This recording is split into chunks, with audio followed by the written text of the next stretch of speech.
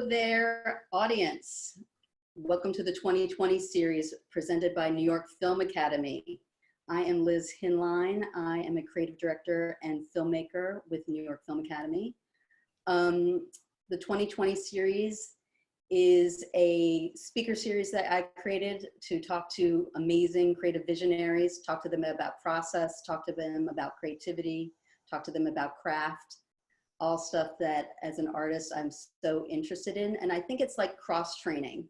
I love to talk to people that are in different parts of the artistic fields, not just directing, not just filmmakers. And so today we are really super lucky to have amazing, prolific singer, singer, I can sing, songwriter, producer, talent developer, Peter Zizzo, who has been involved with, besides award-winning, Grammy-winning, Emmy-winning songs, and he's also been with Avril Lavigne, Billy Porter, and many, many other amazing, huge talents. Thank you, Peter, for showing up today from La La Land. Oh, thank you so much for having me. It's great to have something to do on during a global pandemic. So we were talking before, and I am just really curious. Tell me what your definition of talent developer is. That's interesting. I think the definition of talent developer is sometimes different to the talent developer than it might be to the artist, to the talent, and therein lies some of what we're going to talk about. Talent developer is having the ability to identify something unique and special in a person, something that sets them apart, but that is sort of unformed and unworked, and being able to help sort of bring that into focus and be in a sort of mentorial position to teach them sort of more about their craft, and not so much literally about their craft, but about how they can develop their own craft. And also be in a position to make introductions and expose them to people and opportunities in the industry that they wouldn't normally have any access to. I would say in a nutshell, that's probably it. Is that considered a manager, or is it as a talent developer in the music industry, is a talent developer different than, say, a manager in the film industry? Well, it's completely different even than a manager in the music industry, because a manager in the music industry is literally in charge of managing a career, right? Mm-hmm. They're not creatively necessarily influencing the growth and the output and the creations of the artist. They are taking that, they believe in it, and their sole purpose is managing it. You know, making sure that things are going in the right direction, that they're dealing with the right people, that schedules are being met, that the right marketing push is happening, that the relationship with the label and the publisher and all those things are going on. Now, sometimes a talent developer can take on an overall role where they're not only the talent developer, but they're also the producer and they're also the manager. I don't generally recommend that. I think that's a little too much control. I think it's good for an artist to have a team, but a manager is also, not to get in the weeds with this, but I also believe that there really isn't much of a role for a manager in a developing artist's career until there's something to manage. In other words, let's say you're an artist and someone from your hometown seems smart and they want to manage you. So you say, okay, wow, they think I'm talented, so they're my manager now. And then you start to get opportunities in the industry, maybe through a guy like me. Well, when I start bringing you around to record labels, and the record label's interested in working with the artist, they're going to look at this manager and go, okay, wait, who's this now? Oh, this is Bert Schmuckowitz. He's their friend and he's their manager. Label's going to ask, is there a contract? Like, does this person have to be their manager? Because generally record labels have people that they like to deal with. They want to deal with people that are experienced. So until there's like business and there's money and there's like a record to put out and promote, there's not really much of a role for a manager. You'd almost want to wait as an artist until you know more about what your situation is and what your needs are as a creative person in the business of making a living with your music before you actually engage a manager. A talent developer can be there from the very beginning, very, very beginning, at a point that you don't even know how to write a song yet, or you just kind of know a little bit of the guitar, but there's something about the way you sing and the way you look and your personality and your overall sort of creativity that fires something in that guy, in me, let's say. Like, I mean, Avril Lavigne's a perfect example. This was a girl who was 14 or 15, and there was just something about her. Her voice was fantastic. She had such a sound that I just fell in love with. She was such a beautiful kid just to look at, just in a very natural, earthy, kind of almost mountain girl kind of way. There was, even her name was unusual. And she was this tough little pain in the ass. And I just thought, this is a little star. But she was, you know, from this tiny little town. She didn't know any, and by the way, had a manager from the little town, which became a problem later. And so I was involved in those early days of sort of showing her the ropes about how to write lyrics and just melodies. And I was involved in getting a label down to come and see her when we had a few songs to show. And just long story short, she ended up getting signed, and then things really started to happen. And then then another manager came in who was a very well-known guy who really helped blow things up. But do you feel that your background as a musician and as a producer, that you can sort of, do you feel it, that je ne sais quoi, that thing that's like, oh, or is it like logical, oh, will be popular, or it's more emotional, I feel connection? I get your question. It's actually an amazing question, because you can be, and at the risk of sounding conceited, I don't mean to sound arrogant with this, I think it's a different talent. Being able to recognize a potential star is a different talent than being a good producer and a good songwriter. I know a lot of amazing producers and songwriters who tell me, I've got this girl, or I've got this guy, and oh my God, wait till you hear this. This is the next Avril Lavigne. This is the next Taylor Swift. This is the next Ed Sheeran. And then I hear the act and I realize why they think that. Because this person's talented, they've got a really good voice and they can play, but there's really nothing unique. There's nothing there that to me says this person's going to have their own lane. You know, most artists that become really, really big, there's a lane that had no one in it, and then they got in that lane. Who was Ed Sheeran before Ed Sheeran? You know what I mean? Who was Michael Jackson before Michael Jackson? You know, who was it's almost like, in a way, becoming really popular in your school, right? There's something about you that just people connect to and they want to be around. So if you extrapolate that out, there's a certain magic about some people, combined with a fearlessness about just self-ownership and just being who they are, no matter what that costs, that makes somebody a star, that makes somebody a special artist. And that's very different from just being talented. You could be an incredibly talented person, songwriter, musician, guitar player, piano, but that doesn't necessarily mean you're going to become a well-known talent. It just means you've got a lot of musical ability, and you can have a career, certainly. But what we're talking about is something specific that Avril wasn't like anybody. Avril, I saw Avril at a time where it was Britney Spears and Jessica Simpson and Mandy Moore and Christina Aguilera, very synth pop, very teen. Avril was like this, like, just, skateboarding, crashing the mall with her male friends. It was a complete other thing, very organic, and someone who really wanted to write their own songs. So I saw that as the value. I wasn't looking for the market as an indicator of what would be popular, because the public doesn't know what they want until they see it. No one knew they wanted an iPhone until it existed. So someone had to think of that. If you're living in reaction mode, thinking, oh, well, okay, everybody wants someone like Ariana Grande because she's the most popular singer. Well, no, she's just the most popular singer. Find something that is amazing in a different way, and then people will notice that too. But how do you not go too far ahead of the curve where you're still having to get a record label? I mean, I don't even know the process now, but with the record labels, but how do you not go someone who's too far out there that's not, has anything to do with the artistry of today? You kind of can't think that way.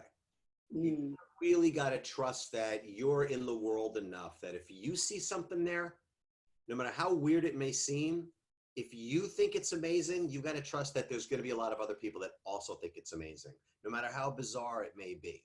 You know what I mean? It's like, I know I'm into stuff that's really popular. I'm engaged daily in the culture. I know this is bizarre and weird, but I think it's amazing. A lot of times you're going to be right, and people don't see it coming. That's why, by the way, when you read the stories behind some of the most successful artists, the story's always the same. Nobody got it. No one thought it was going to win. Everybody turned it down. No one believed in it. That's always, the story's never, from the beginning, everything went right and everybody knew this was going to be huge, and then it became huge without any problems or resistance whatsoever. That's just not the way it works. There's always a struggle when something is different. And that's where courage comes in, and perseverance. How bad do you want it? How long are you willing to work before it happens? You're seeing, we just a couple of years ago on the Grammys, you had Brandy Carlisle up for all these big awards. She's having the biggest year, but she's like 40 years old. She's been doing it forever. I was hearing great music from Brandy Carlisle 16, 17 years ago. It's all she knows. It's what she does. So there was never going to be an end point for her. She was going to do it forever, no matter how much success she had or didn't have. And eventually, like in New York City, if you're trying to get a cab and you're waiting for the cab, and after a couple minutes, you're like, let me go a block over and see if I do better there. Then you're starting over. And then you give up over there and you go to another block and you try over there. Then you start over. Meanwhile, by then, your cab's come at this corner and you left it. Your ship had come in and you weren't there for it because you were scared to wait, right? If you stay where you are, you might wait a little longer than you wanted to, but that's the test. How much do you believe in what you have to offer? That is a beautiful story. Do you feel that now with just this, how do artists have individual voices when there's so much out there? I talk to filmmakers a lot about that. So you were constantly seeing things. How do you have original ideas? Where do you go? Where do you personally go for creativity to get those engines going? And how do you have songwriters not be derivative? Yeah. I don't know that there's a one-size-fits-all answer for that. I mean, sometimes if you're writing songs, depending on the region you're writing songs, you need to be derivative. Like, for example, if I'm writing a song, if Nickelodeon calls me and they say, we need a song, we're looking for a theme song for this show. Do you want to pitch for that? Yes, I would love to pitch for that. There's a lot of money in it if I win this theme song. That show sounds fantastic. It sounds charming. I would love to be the guy. Well, then they're going to give you a brief that describes exactly what they're looking for, not only in terms of genre, not only in terms of like tempo and groove, but even lyrical phrases that they want to hear in the lyric. And so you're going to have to tailor what you do very much to research and paying attention to what the demographic is, who the audience is, what the style of the show is, and what's going to work or not work. Now that's different than you're just an artist. For example, yesterday I was giving a talk for this online class that I do guest appearances sometimes. And there was a kid, he's 15, 16 years old, and he says, I feel like I'm kind of all over the place. Like one day I'll do like a heavy metal song, but the next day I've got my cello and I'm doing this kind of like classical thing. But I'm also kind of into jazz, and I just feel like I can't coalesce around a sound, and I'm kind of worried that I'm not going to develop a style. And I said, but you're doing everything right. Like, be all over the place. You're 15, 16 years old. Be into all of it and just do it all with the same passion, because on its own, it's just going to become your thing. I mean, think about it. Back in like the 70s, and I'm sure a lot of this audience is younger than I am, you'd get albums by your favorite artist. You'd get an Elton John record, and on that Elton John record, there'd be a beautiful ballad that was very classical sounding. There'd be a country sounding song. There'd be like a rocked out, like Saturday Night's All Right for Fighting. There'd be like a funky kind of a bop. There'd be a kind of folky sounding thing, but it all sounded like Elton because it was all coming from just his inspiration. He can't help but sound like himself. So it didn't matter where the influences were. So that's why I said there's not a one size fits all answer, because depending on what you're doing, derivative is almost a pejorative term when you talk about being creative. So I would say derivative, you don't want to be derivative if you're trying to be an artist. If you really want to have your own voice and make your own impact as an artist, then being derivative and trying to write like what you hear on the radio or what you're finding is in the top 50 on Spotify, you're not doing yourself any favors, because whoever's doing that, whoever did it first, is going to do it better than you. If I try to write songs like Max Martin, I'm going to end up writing a not as good version of a Max Martin song, because that's what he does without thinking about it. He has his process and he owns that, and he's got a patent on it, and he does it total genius way.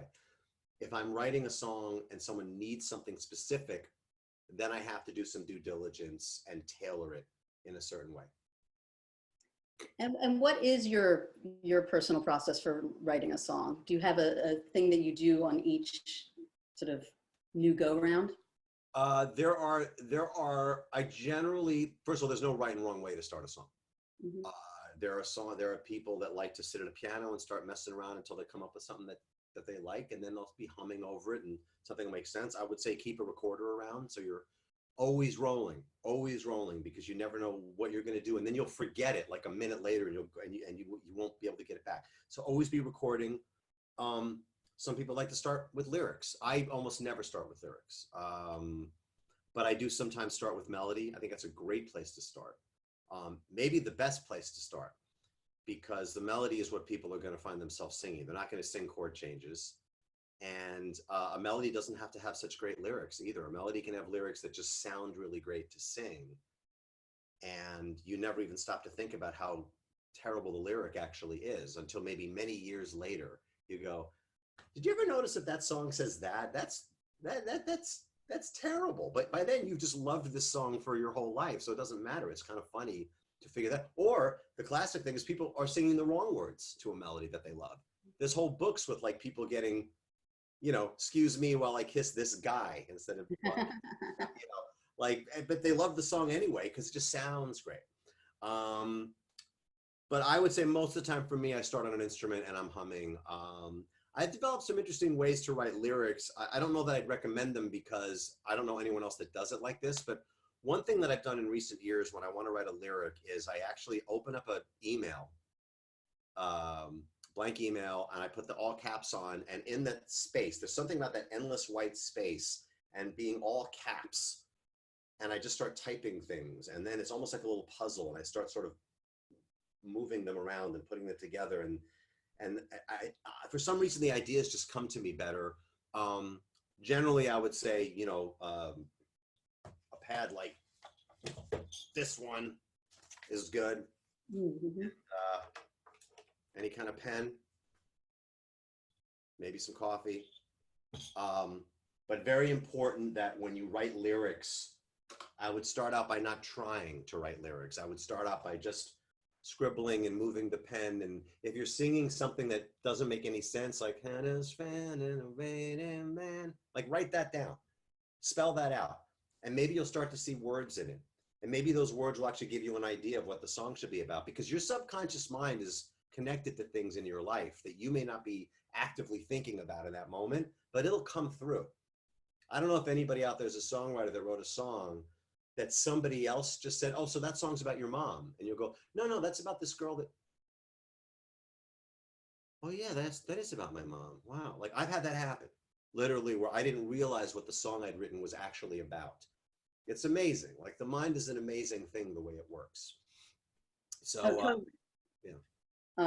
So we have and thank you audience, you can feel free to ask questions because now's the time. What percentage of song ideas have you had that have come to completion?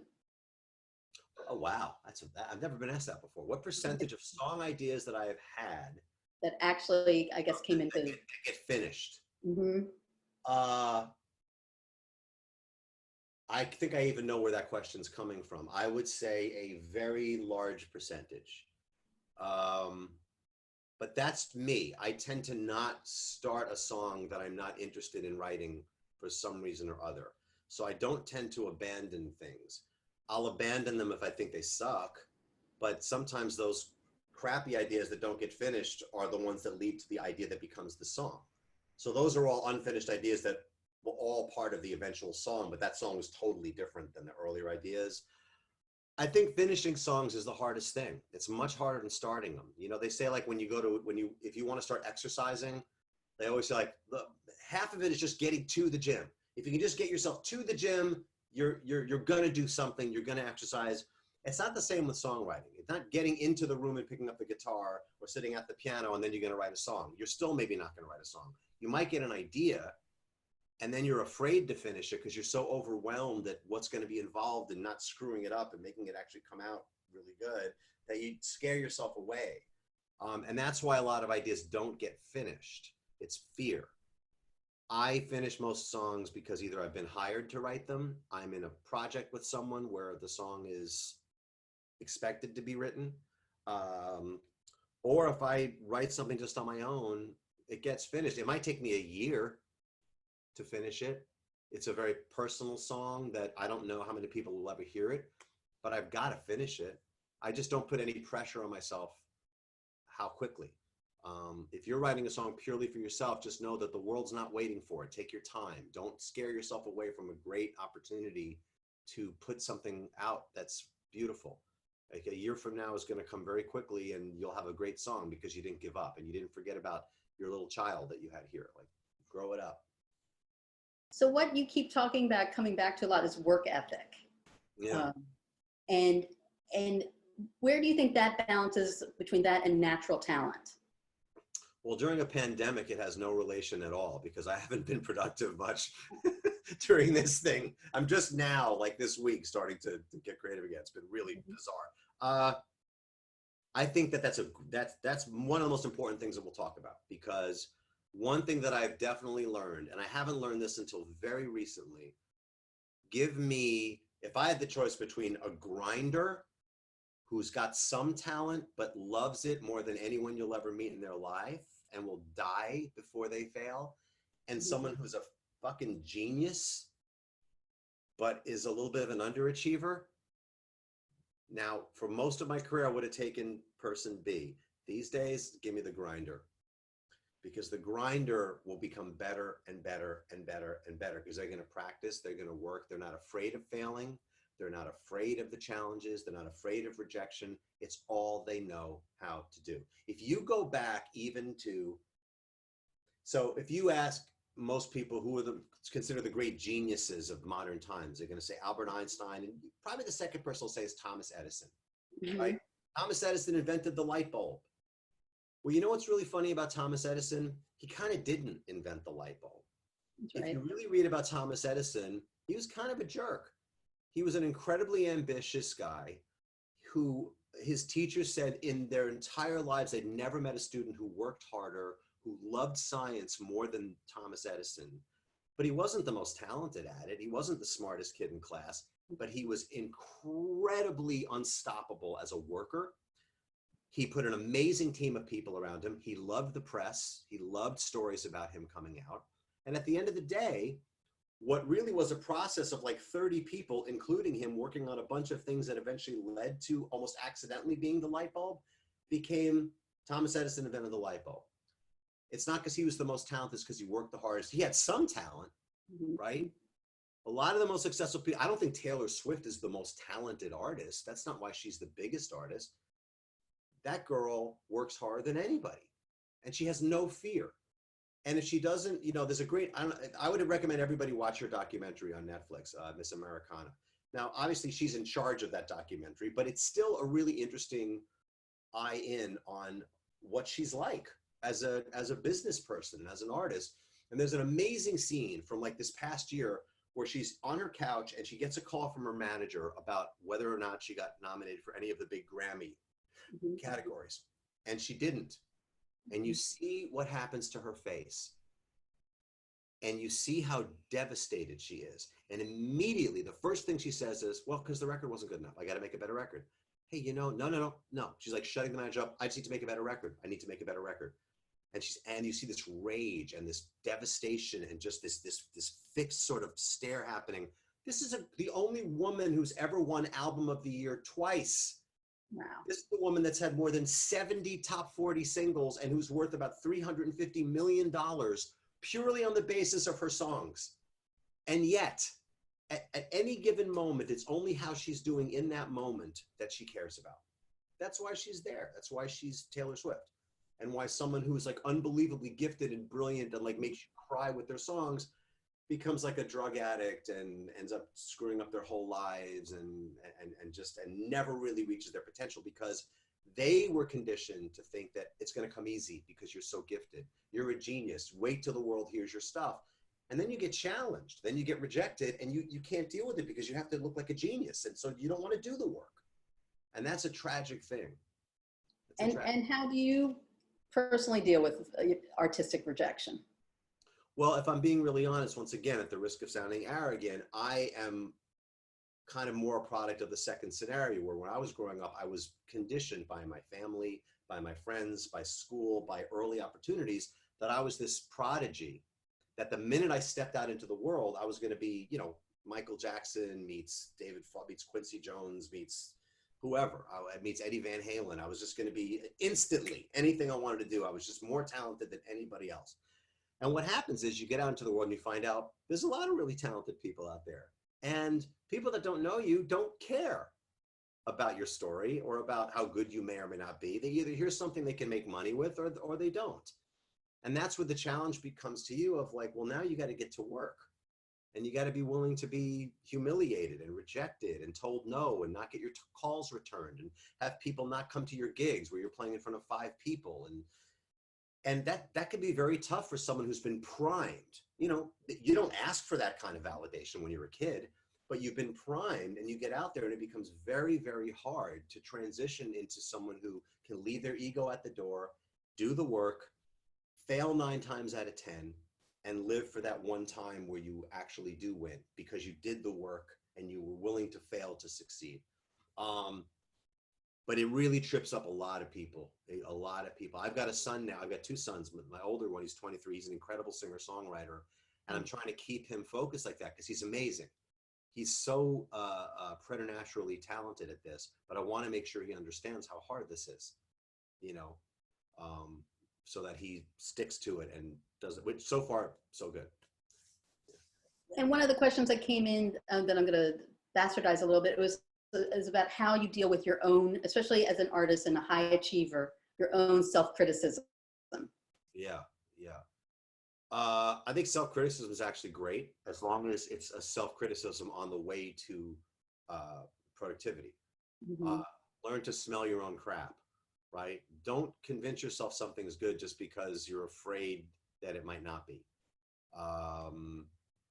But if you're self-criticizing in a way that you negatively affect your desire, your get up and go because you just think that you suck. Look, I'll do a tiny little speech about this because I like this analogy. I look at writing a song almost like a movie. Like when you watch a movie, there's a storytelling structure called the 3-act structure, right? It's a classic storytelling structure. And the way that works is in Act 1, you meet your main characters, you find out what the stakes are, what they're going to try to do, and there's an agreement that this is what the story is going to be about. Okay, so that's Act 1. Now we're excited. Okay, wow, what's going to happen? It's going to be great. Act 2, they go into the woods. They go on their journey. Mm-hmm. They start to encounter conflicts, and the conflicts get bigger. And then all of a sudden, in the middle of Act 2, something happens that nobody saw coming that turns everything on its head. And we go to the end of Act 2 thinking that the bad guys have won and our hero has lost. And this is the worst movie. And how are they going to get out of this? I can't believe it. And then you're like looking like this. And then Act 3 starts, and one of the other guys says, hey, remember that one little thing from Act 1? We didn't try that. You go, I mean, it's all we got. I guess we can try it. And then they see, wait a minute, this is working. But then they encounter the resistance bigger than ever, except now they're newly rejuvenated and they've got this thing and they get into the epic battle and the thing ends and they win and they're changed forever and the world is a better place. Roll credits, right? That's like the classic movie structure. Well, it's the same thing when you write a song. You get this amazing idea. Oh my God, this idea is going to make my life. Here we go. Oh, here I go. I'm going to be rich. This is incredible. What a hit I'm about to write. Now we're in the woods. Now we're on the journey, and you get a little stuck. And is this the chorus? Is this strong enough to be a chorus? Maybe this is the verse idea, but it's still pretty good. But that means I got to write a better idea for the chorus. And then you're getting stuck. Oh, that's not good. And that's not good. Is this even a good idea? Am I even any good? And then you get a phone call, and you come back and you listen to it. It's like, I don't know. Maybe this sucks. And then you're like, maybe I'm a fraud. This is terrible. I don't know. Because you're stuck. And it looks like the bad guys are going to win. You're going to give up on this song, this really great idea that you had in the beginning. But then a part of you goes, maybe that was actually the bridge.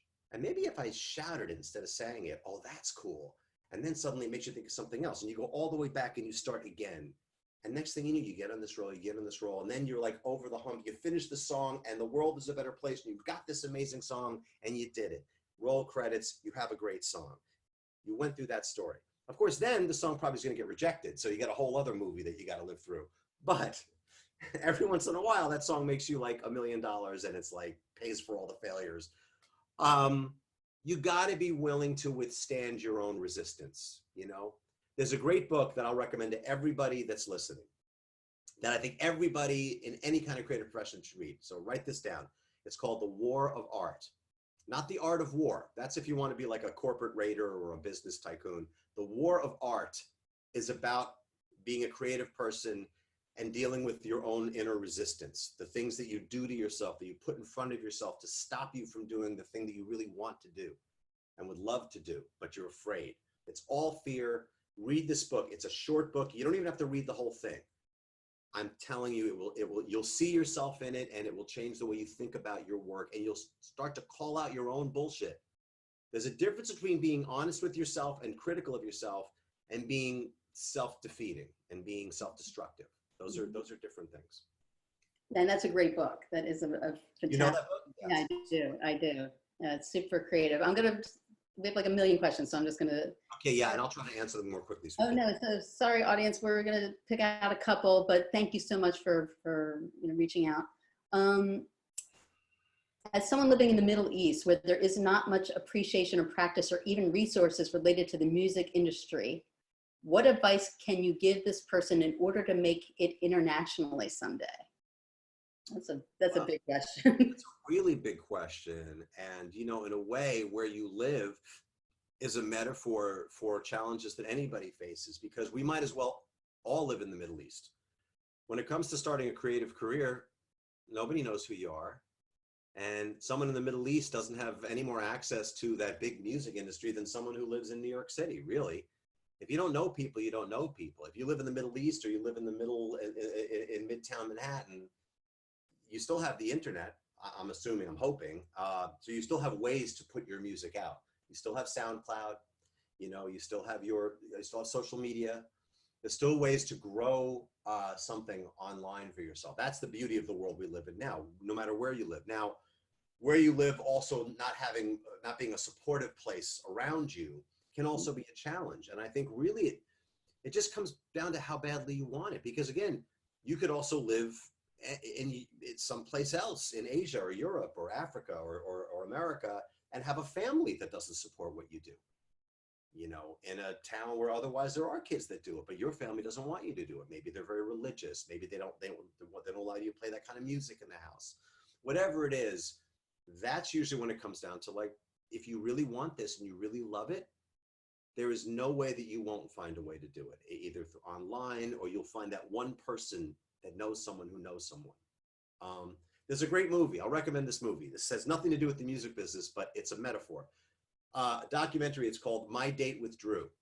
And it's about a guy who's down on his luck. He's 28 years old. He just lost his job. He's totally broke. He's got like a credit card with $1,000 or $900 on it. But he was the president of Drew Barrymore's fan club when he was little. He's like the biggest Drew Barrymore fan in the world. For some reason, he just loves Drew Barrymore. I love Drew Barrymore. Me too. But this guy really loves her. Not even in a creepy way. He just thinks she's amazing. And he decides for some reason that he's going to do a social experiment and see if he can get a date with Drew Barrymore. From his little town, he takes his last $900 and buys a video camera. This is like 15 years ago. Buys a video camera that he can return in 30 days and get his money back, which he's going to have to do. So he's giving himself 30 days to get a date with Drew Barrymore. Now, this guy doesn't know anyone. He like worked in a store. He's just some kid, but he thinks, I'll bet I know someone who knows someone who knows someone who knows someone. And the whole movie is him using that idea to get closer and closer to someone who can connect him to Drew Barrymore. And it's the most amazing thing to watch. I'll spoil the ending and tell you that he gets a date with Drew Barrymore.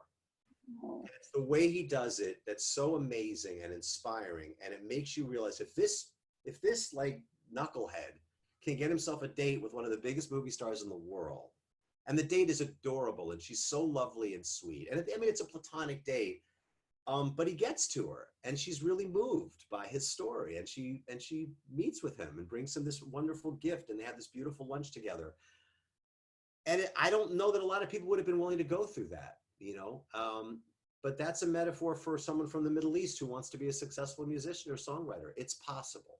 I can't tell you specifically what to do because I don't know you or your life, but just because you live there and you have those challenges doesn't mean that you have any less a chance of overcoming them than some guy who lives in Yokeltown getting a date with Drew Barrymore. With the artists that you're grooming a bit now, what do you tell them to do about the hustle? What is the hustle they should be doing? Is it working on their craft? Is it getting their own, I don't know, YouTube channel? Seems like there's a lot of avenues, but then again, there's so many, then it might dilute everything. Well, that's the tough thing. You and I were talking about that the other day, where it's changed, right? I don't know if Avril Lavigne would become a star today, because I don't know if Avril would be willing to, on her own, create and build her brand. Back then, 20 years ago, there were only 3 things that would come out: an album, a single, and a video. That's it. There was no social media that mattered really yet. I don't even think MySpace was that big at that point. So it really was a machine that would put you out there and market you and spend millions of dollars, and you'd have your shot. And everybody would hear you at the same time because you'd be on the radio, you'd be on MTV, you'd be on VH1. Now, everybody just listens to whatever they want, whenever they want. We're not a captive audience. We're not all hearing or experiencing things at the same time via a radio station or a television show. So now the artist not only has to be really talented and have a lot of ambition, but they have to be willing to every day do the hustle in ways that might not even be that comfortable to them. Self-promotion, building your social media, YouTube channel, Instagram, Snapchat, TikTok, Twitter, Facebook, all of it, and every day, and doing it in a way that is uniformly recognizable, where they are them and everything looks like them and they sound like what they look like. So whether or not you're a fan, you know who, you get to know more and more who they are. And they're willing to do it for years, because it's not going to happen in a week or 2 weeks or a month or 2 months. It's going to happen over years. So if you start when you're 14 or 15, like Ed Sheeran did, it wasn't until he was like 20, 21 that he started to really happen. And he had all those hit songs, right? The 18, which was his first big hit, that was on, I think he had that like on his very first EP he ever put out when he was a teenager. But there was no plan B for him. So he only was ever going to do what he was doing until it worked, no matter how long it took. If he hadn't made it right now, he'd still be out there busking and doing it and doing his loop pedaling. It wouldn't matter to him. It's all he knows. It's what he does. You have to be willing to hustle like that. And a lot of artists that are really talented creatively are self-conscious about promoting themselves. They're almost apologetic about it. They feel squeamish about being shameless in their self-promotion. That's something I would advise them to get over really quickly, because there's too many artists that aren't as good as you that will work 10 times harder and have no shame about promoting themselves. You know, it's really funny. So I won an Emmy, as you said earlier, back in 2013. And I remember I thought it'd be a good idea for me to post myself with the Emmy and announce that I had won it on like Facebook. And I felt so icky about doing it. Like it felt so baldly self-promotional that I thought I was going to get flack. But people around me were like, you're going to do it, right? Like you got to put that out there. I said, no, I'm going to do it. But I felt like weird. And I put it out there and it was just, the place just blew up. everyone was hitting me up. Everyone there was no flack. It looked to everyone like, wow, this guy's really killing it. Mm-hmm. And for artists are sensitive people. And that's like I think you can get better at that stuff. Listen, if you can combine natural talent with incredible work ethic and shameless self-promotion and awareness of who you are and who your audience is, you will be a successful artist. You will be, 100%. I have no doubt. Well, and that's it. And there you go. That's it. And that's it. That's all one has to do is, That's it. That's all you have to do. 4 things, man. Do those things. Hit So, Peter and I up, a few years and give us tickets to your show. yeah, I'll be in the audience asking you questions. Exactly, exactly. Well, The person from the Middle East will be hosting this. exactly. It'll be their turn. So we've come to the end of our time, which was really quick, actually. Yeah, yeah. I'm sorry we didn't get to more questions. No, thank you so much, Peter. You're brilliant. You're just like, your heart is so like on your sleeve. It's just so wonderful to see such a true artist in action. Thank you. Thank you. I appreciate that. It's been an honor to do it. I've been really looking forward to it. And, I had some headshots taken a few weeks ago, so it was great to get to use one for the first time. Yeah, So, that's good. yeah, thank you. Yeah, no, this was really, really fun. And I just hope everyone got something out of it. Get that book, The War of Art. I definitely, I'm gonna have to start getting royalties. I keep telling people about this thing. We'll get that writer on next. Yeah, Stephen Pressfield, he's great. Exactly. So thank you everyone for viewing, listening. Thank you, New York Film Academy, for continuing to back global creativity wherever it is. And next week we will have the director Mark Pellington, who's awesome, and Sarah Prozac, another awesome director. And thank you from NYFA. Thanks so much, everybody.